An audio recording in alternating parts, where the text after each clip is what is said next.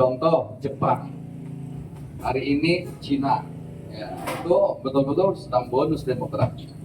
Nah, dan sekarang juga Indonesia. Ini kan mungkin puncaknya tadi sekitar 2030, 2035, ya.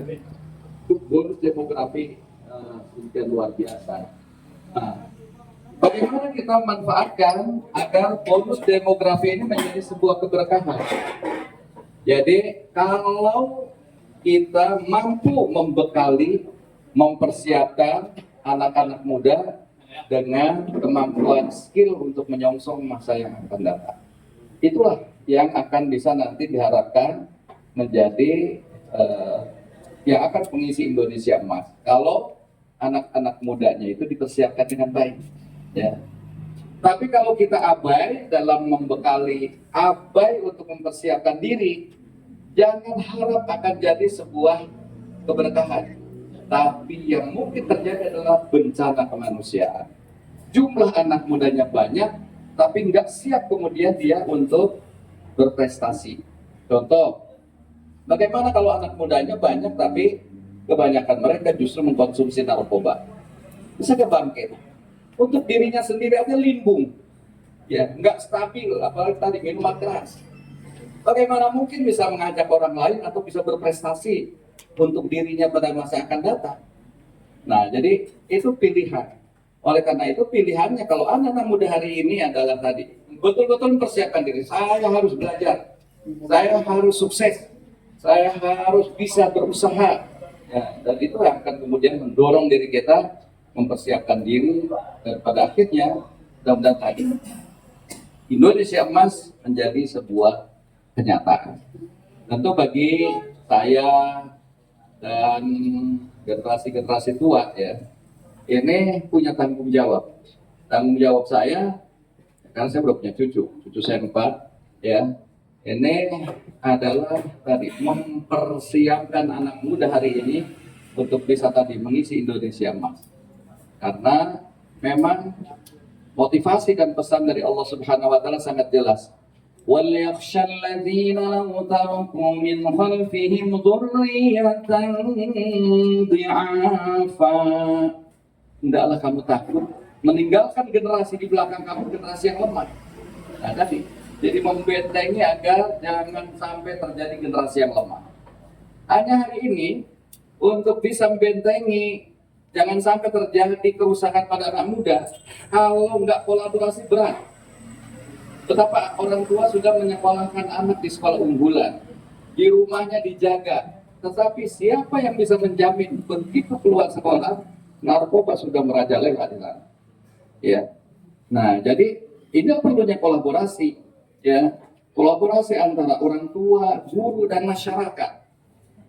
Dan yang lebih penting lagi adalah hadirnya tadi pemerintah, baik itu pemerintah pusat ataupun pemerintah daerah, ya. Nah, kalau hadirnya pemerintah pasti tadi ketika ada kerusakan-kerusakan pada anak muda, maka dia akan coba untuk meminimalisir, mencegah, menghindarkan. Maka dari itu ini yang harus kita concern terhadap perlunya tadi memilih pemimpin, ya. Jadi sekalian, jangan harap kalau kita ini misalnya masa bodoh, misalnya teman kita, tetangga kita itu terkena narkoba, biarin aja tetangga kita, yang penting nggak mengenai kita dan adik-adik kita.